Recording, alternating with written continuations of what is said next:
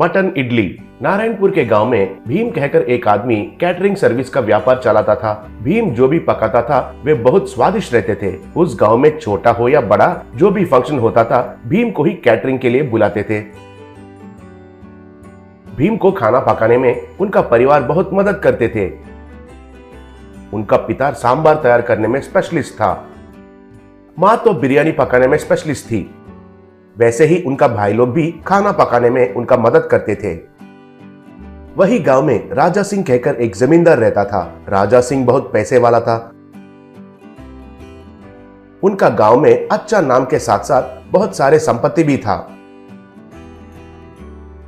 एक बार राजा सिंह उनके पास काम करने वाले मुनीम से, मुनीम जी, हमारा बेटा का जन्मदिन नजदीक पड़ रहा है। खाना पकाने के लिए अब तक हमने किसी को भी नहीं रखे। असल में गांव वालों को उस दिन किसी के घर में भी खाना पकाना नहीं चाहिए। सुबह नाश्ता, दोपहर को खाना, ऐसा ही रात में डिनर भी हमारे पास है कहकर कहे थे ना। शहर से अच्छे से बावर्ची को लाएंगे कहकर मेरा साला जी कह रहा है, कहा।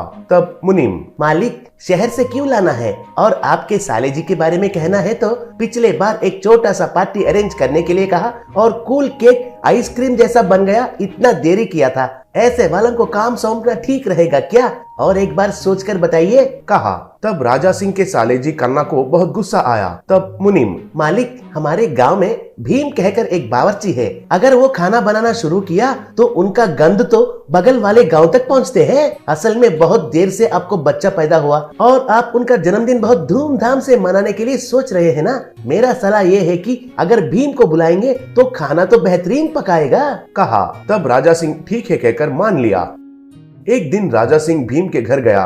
राजा सिंह को उनके घर आते हुए देखकर भीम और उनके परिवार वाले हैरान रह गए। तब भीम, मालिक, आप खुद मेरे घर पर आए हैं और मुझे तो यकीन ही नहीं हो रहा है, कहा। तब राजा सिंह, कुछ नहीं भीमा, तुम्हें पता है ना, मुझे वारिस पैदा हुआ है और मैं उनका जन्मदिन एक त्योहार जैसा मनाना चाहता हूँ। हमारे मुनीम जी से पूछा तो तुमसे बढ़कर अच्छा बावर्ची तो अगल बगल गांव में ही नहीं है, ऐसा कहा। ये फंक्शन मेरे लिए बहुत महत्वपूर्ण है। बहुत दूर से हमारे रिश्तेदार आने वाले हैं। उनके सामने मेरा इज्जत खड़ा होना चाहिए। ऐसा ही गांव वालों को हमारे महानता के बारे में पता चलना चाहिए। इसलिए मैं खुद कैटरिंग ऑर्डर देने के लिए इधर आया हूँ। सुनो, हमारे गांव वाले सब नॉनवेज पसंद करते हैं, इसलिए सब तरीके के नॉनवेज आइटम्स उस दिन रहना चाहिए। ब्रेकफास्ट से लेकर डिनर तक सब कुछ हमारे पास ही होना चाहिए। अगर कोई भी आइटम अच्छा नहीं है और किसी ने भी अच्छा नहीं कहे तो तुम्हारा पेमेंट नहीं दूंगा। अगर सब आइटम्स अच्छे रहेंगे तो तुम्हें डबल पेमेंट देता हूँ, कहा। ऐसे ही फंक्शन का दिन आ ही गया। भीमा की पत्नी भीमा के पास आकर, सुनिए जी, इस बार मैं भी कुछ न कुछ पकवान बनाती हूँ, बोली। तब भीमा, तुम्हें एक बार कहने से समझ में नहीं आता है क्या? हमारा रसोइया का परिवार है, इसलिए हम खाना अच्छा से बना सकते हैं। तुम्हें कोई पकाने की जरूरत नहीं है, लेकिन पहले जाकर उन सब्जियों को तो काटो। ऐसे ही उस चटनी का काम नजदीक से रहकर देखो, कहा। तब उनका पत्नी बहुत दुखी हुई। ऐसा सब लोग नाश्ता तैयार करते समय पर कन्ना उधर आया। पहले से ही बनाया हुआ चटनी को कोई भी देखे बिना नीचे फेंक दिया।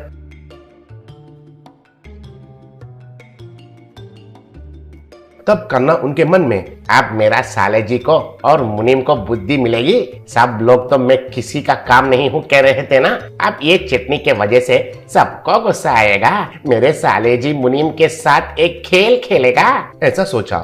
कुछ देर के बाद चटनी को नीचे गिरा हुआ देखकर भीम, अरे अरे अरे, चटनी ऐसा कैसे गिर गया, कहकर चिल्लाया। तब परिवार वाले उधर आए। तब भीमा, अरे अब कैसे? चटनी तो गिर गया और एक आधे घंटे में तो अतिथियां आ जाएंगे और चटनी तैयार करने के लिए सामान भी नहीं बचे, कहकर दुखी होने लगा। तब भीमा की पत्नी, सुनिए जी, मेरे पास एक सलाह है। हमारे घर में हम कभी कभार मटन इडली बनाते थे ना, और वो बहुत स्वादिष्ट रहता था। अब तो कैसे भी हमारे पास मटन है ना, उससे ही मटन इडली बनाते हैं, बोली। भीमा के पास और कोई रास्ता नहीं था, इसलिए मान लिया। अतिथियां तो आने लगे। भीमा की पत्नी एक कढ़ाई लेकर उसमें इडलियों को रखी और उन इडलियों के ऊपर मटन करी डालकर इडलियों को अच्छे से फ्राई करके आने वाले अतिथियों को खिलाई। आए अतिथियां उन मटन इडली को बहुत पसंद करने लगे। जमींदार भी आकर उस मटन इडली को खाया। अरे वाह, कितना स्वादिष्ट है, मेरा जिंदगी में अब तक ऐसा इडली कभी भी नहीं खाया। शाबाश शाबाश कहा। ऐसे भीमा के परिवार वाले उस फंक्शन में खाना बेहतरीन बनाए।